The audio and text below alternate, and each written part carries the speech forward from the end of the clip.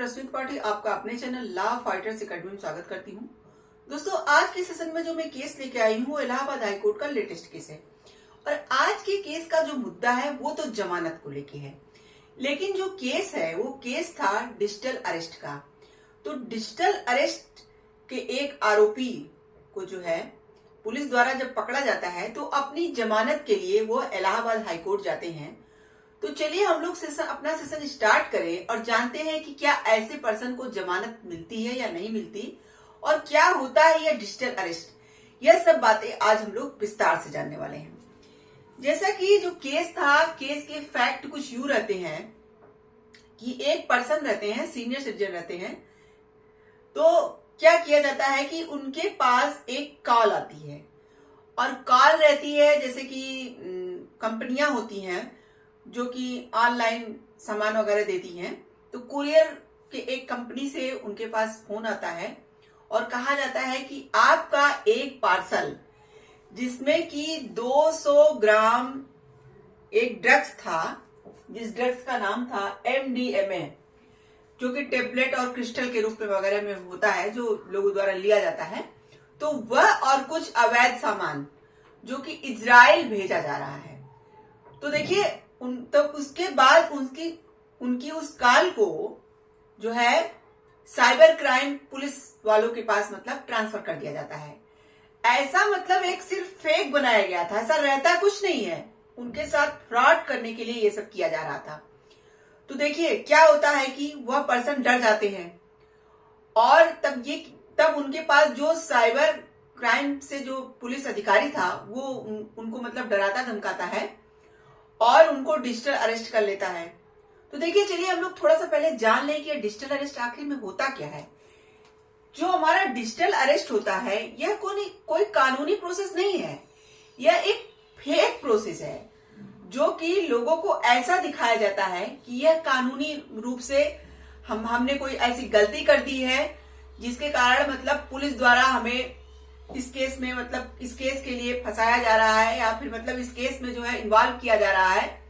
तो इन सब चीजों से जो व्यक्ति निर्दोष रहते हैं वो बेचारे डर जाते हैं और वो अपने घर में ही डिजिटल रूप से अरेस्ट कर लिए जाते हैं। तो इसीलिए इसको डिजिटल अरेस्ट बोला जाता है।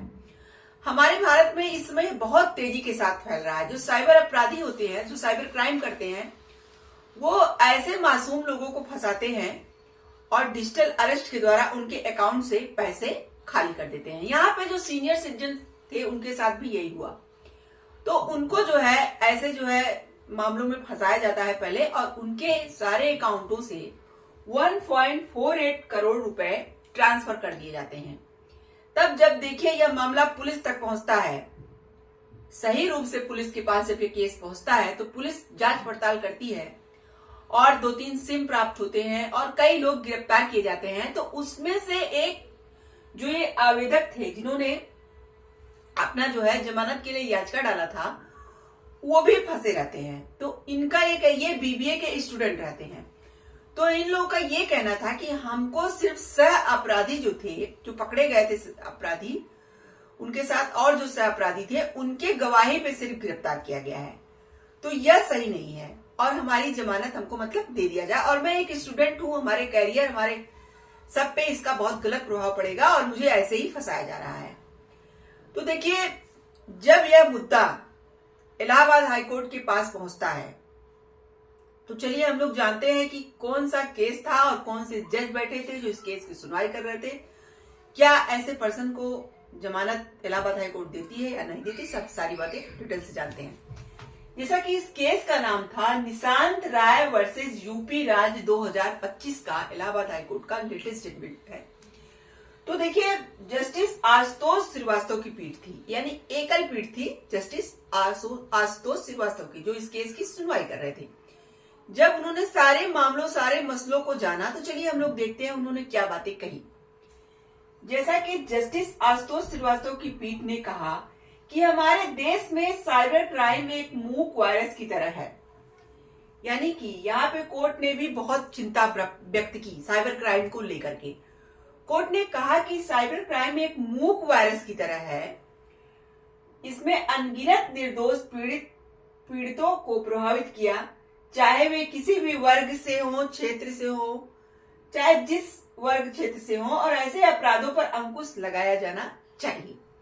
यहाँ पे देखिए कोर्ट ने भी इस बात पे जो चिंता व्यक्त की और कहा कि ऐसे साइबर क्राइम जो अपराध हैं, जो एक साइलेंट जो है वायरस की तरह है, एक मूक वायरस की तरह है, जो कि जिन पे जो है रोक लगाना बहुत जरूरी हो गया है। कोर्ट ने कहा कि डिजिटल इंडिया जैसी पहलों ने देश के डिजिटल परिवर्तन को गति दी है, लेकिन इसने उन कमजोरियों को भी उजागर किया है जिनका साइबर अपराधी फायदा उठाते हैं। यहाँ देखिए कोर्ट ने कहा कि जैसा कि हम लोग जानते हैं कि अब सब कुछ जो है डिजिटल हो गया है, तो डिजिटल इंडिया हो गया है, हमारा देश डिजिटल इंडिया बन चुका है। तो डिजिटल इंडिया में जो फायदे भी हैं तो नुकसान भी है। तो डिजिटल इंडिया जैसी पहलों ने देश में डिजिटल परिवर्तन को तो गति दिया है कि सारे काम जो है डिजिटल रूप से किए जा रहे हैं, लेकिन इसके नुकसान भी हैं। तो जो साइबर जो है साइबर अपराधी होती हैं वो इसका फायदा उठाते हैं, इनकी कमजोरियों से इसका फायदा उठा लेते हैं।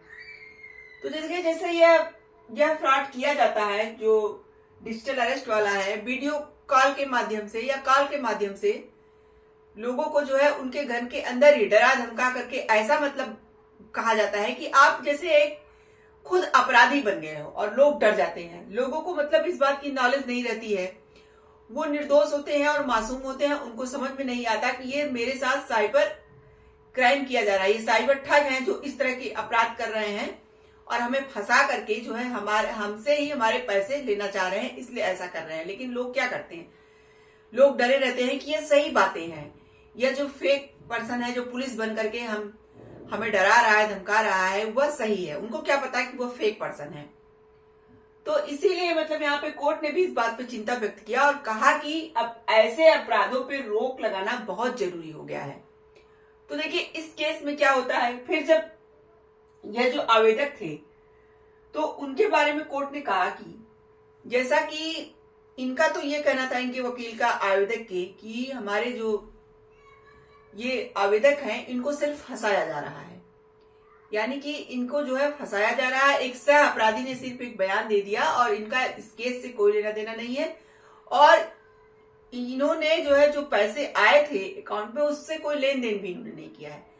जबकि जो है इन्होंने तो इस तरह से बोला था, लेकिन जो है इनके जैसे आवेदक ने तो यह बात बोली, लेकिन यह फंसाए इसलिए गए थे कि जब जांच वांच कराया गया तो पाया गया कि जो 1.48 करोड़ रुपए पीड़ित सीनियर सिटीजन के अकाउंट से निकाला गया था, उसमें से 62 लाख रुपए संधू इंटरप्राइजेज का एक बैंक अकाउंट था उसमें ट्रांसफर किया गया था।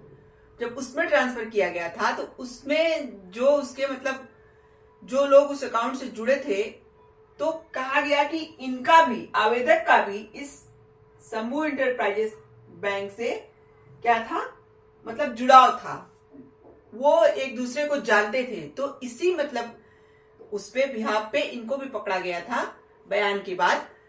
तो इसीलिए जो है कहा जा रहा था कि इनका जो है जमानत न दिया जाए। अब देखिए जब कोर्ट को यह बात भी पता चली कि ये जो है इस तरह से जुड़े हुए भी हैं, लेकिन ये कह रहे हैं कि मतलब मैंने कोई गुनाह नहीं किया, मुझे फंसाया जा रहा है।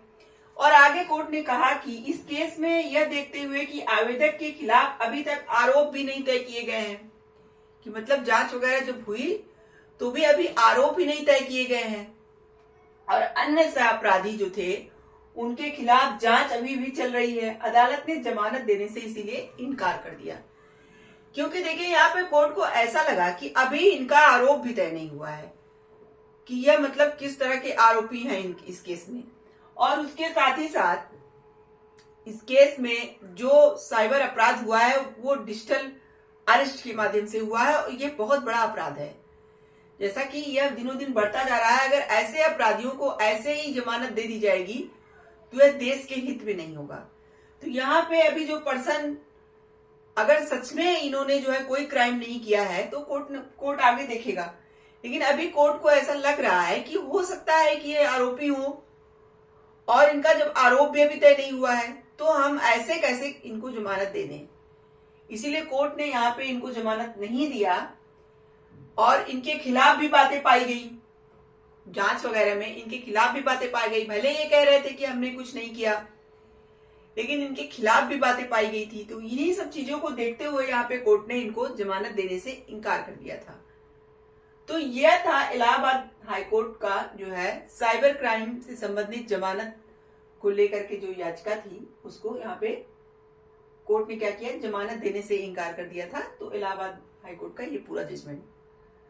तो देखिए, इस जजमेंट से हम लोगों ने यह बात समझी कि जो साइबर अपराध है वो हमारे देश में दिनों दिन नए नए रूपों में फैलता चला जा रहा है। ऐसा कभी डिजिटल अरेस्ट के रूप में आ रहा है, तो कभी जो है तरह तरह के लिंक भेज के लोगों को फंसाया जा रहा है, जो है मैसेज के द्वारा आपको शादी के कार्ड वगैरह भेजे जा रहे हैं, जो कि फेक शादी कार्ड होते हैं। आप उसको जैसे ही क्लिक करोगे तो उसपे जो है साइबर जो अपराधी होते हैं वो क्या करते हैं, आपकी जो है सारी डिटेल मोबाइल से निकाल लेते हैं, आपकी मोबाइल को हैक कर लेते हैं और आपकी जो है अकाउंट से पैसे उड़ा ले जाते हैं। तो ऐसे बहुत सारे साइबर अपराध जो हैं हमारे देश में देखने को मिल रहे हैं। तो इसलिए इन अपराधों पे अंकुश लगाने के लिए यहाँ पे कानून को बहुत ही सख्त कदम उठाना होगा। तो इसीलिए शायद इलाहाबाद हाईकोर्ट ने ऐसे पर्सन को जो इसमें फंसे थे जमानत देने से इनकार कर दिया। तो आशा करते हैं कि आज का सेशन आपको पसंद आया होगा। आप मेरे चैनल को लाइक कीजिए, सब्सक्राइब कीजिए, शेयर कीजिए, बेल आइकन को दबाइए, जिससे ऐसे ही नए नए केसों जानकारी उसमें आपको अवगत कराती रहूं। तो थैंक यू वेरी मच।